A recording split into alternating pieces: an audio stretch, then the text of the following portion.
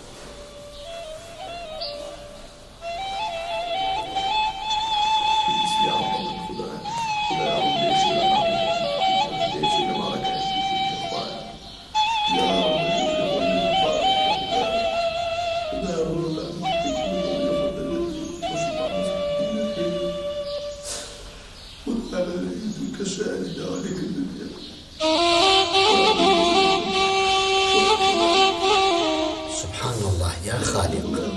أو أنز أوها دستي برز كرتوا أوها بقول دعوة تدكاتن خوايا جانبي سببك بيها.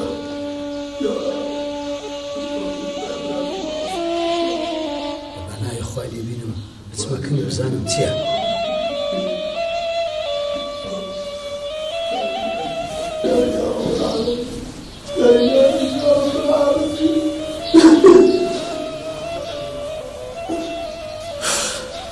السلام عليكم.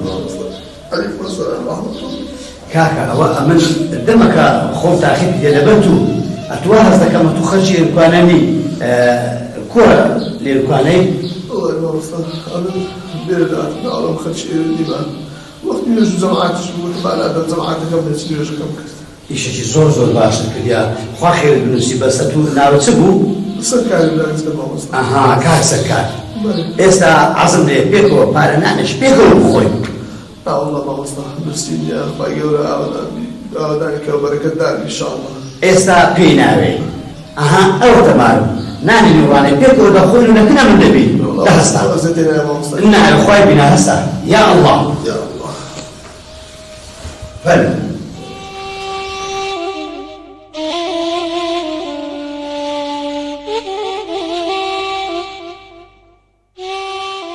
الله يا ربي بزيادة ما وصل لما نقول من بارجراني.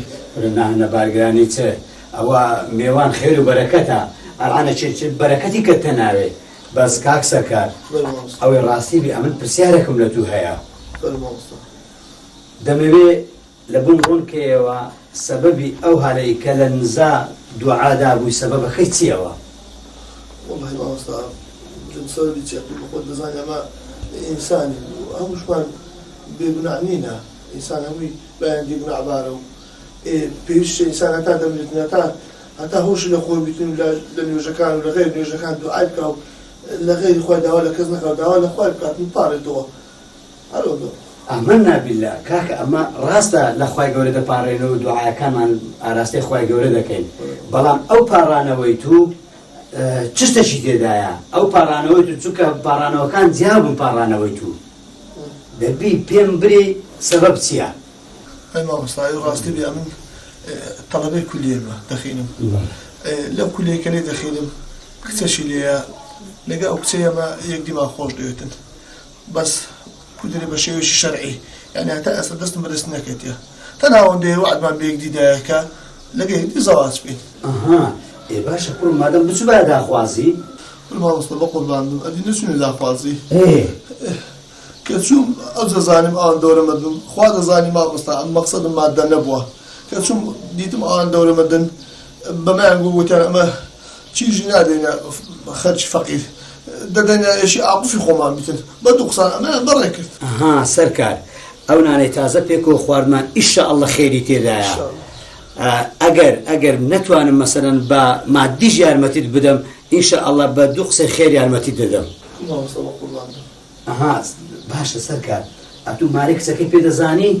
والله ما مستعير راستي بي أمن لخذي ناس على شوان شنو دا خوازي أو مالك بيقولي.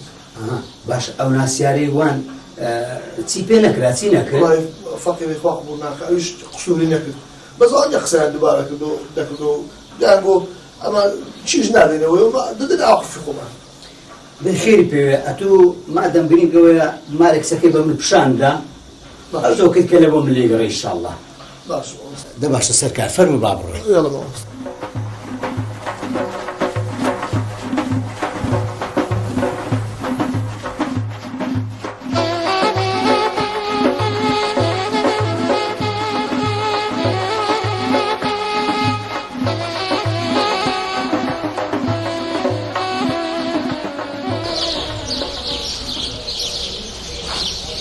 واتساب تلفون تقولون مس أحمد بكام لو مسألة بكام باشا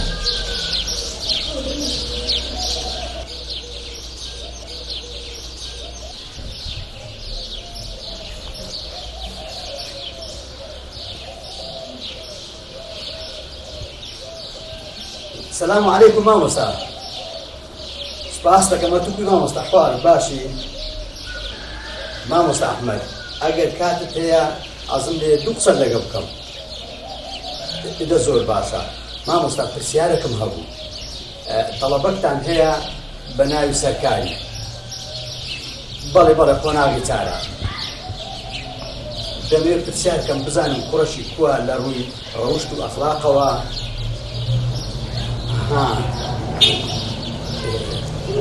دە زۆر باشە مامۆستا پرسیارێک کەشم هەیە ئەگەر بەڵێ مامۆستا کچەشکە هەر لە هەمان بەشە بە ناوی ڕێزانی بەڵێ ئەو کچە کووە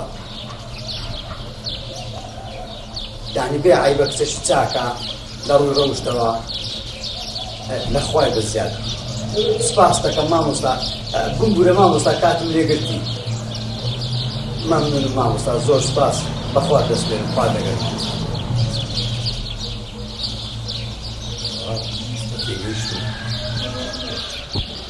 مادام تأکید زانیم با بچم بە دواتم بکەم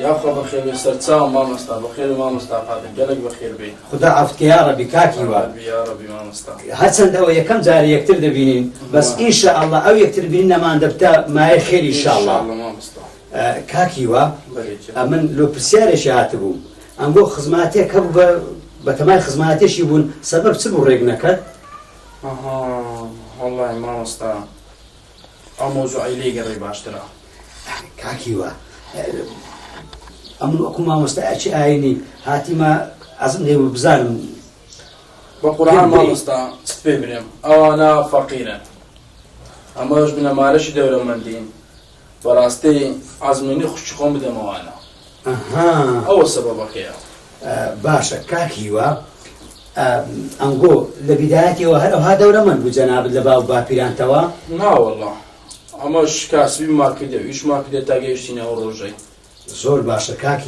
کاکیوە ئەنگۆ ئەتو بە خۆت مادەم هەز دەکەیت لە فەقیری ئەوت سەر دەست پێ و کەسابەت کردێت کە دەورەمەند بووینە چێ نارێت سبەینێ مەسەلەن ئەوش ئەوها دەورەمەند نابی بقورآن ما مستهلك وأنا سببك يا بەڵێ أما أوديار بنا مارش دەورەمەندین بەس ئەمن عاسمەنێت سبەی مەخەرچی خەرج نارێن ئەقەت خوشی خۆت کودا ئەو فەقیرەی کاکیوە ئەتوو واز لە خەرچی بینە ئەتوو ئەگەر بە حسابی خەرچی بکەیت ئەو پێغەمبەرە نازدارەمان هات هەموو کەس دێ ڕازی بوو ئەتوو دەبی وازدەوەی بینی ئەتوو بەڵام شت هەیە دەبی ئینسان بزانی لەوانە ئەمن هەرچەندە لێکۆڵینەوە بە دواچون بەسەر هەمیان داکرد وەزعەکەی داکردیە دوێژ ئەو تەکلیفەی دەکەم بەڵام کاکیوە ئەو ڕۆکانگۆوە هەبوونن زەمانەتی ئەوەی دەکەی هەتا ئەنگۆ هەروها بە هەبوونی بینەوە نەبی کەس نازانی مامۆستا شتەی ئەدی زەمانەتی ئەوەی دەکەی ئەو کابرا هەتا هەروها بە فەقیری بی مادەم کە زەمانەتی ئەو شتانە ناکەیت چونکە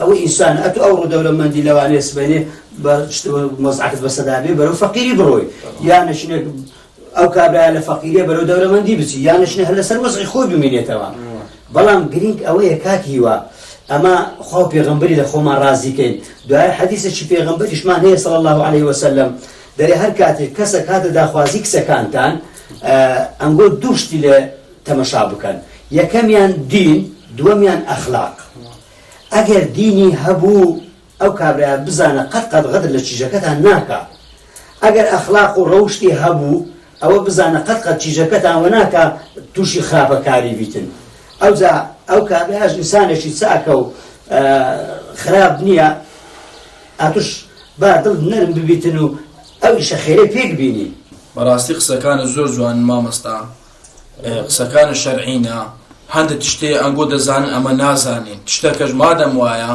کوی خێر تێدایە ئەو هەبڕوندوێ ئەی هەزار ڕەحمەت لە داک و بابەت ئەمنیش لە خوای گەورە دەپاڕێمەوە خوایە جان کوی خێر پێوەیە ئەو هەمان لەبوو بسوڕێنی ئەوز ئەمن لە خزمەت مەرەخەز دەبم ئینشاءڵڵا دێمۆل و مارەکردنی ئینشاءڵڵا دە باشە دەیاڵڵا خوا حافیز گەلێک بەخێر بێ سەرچاو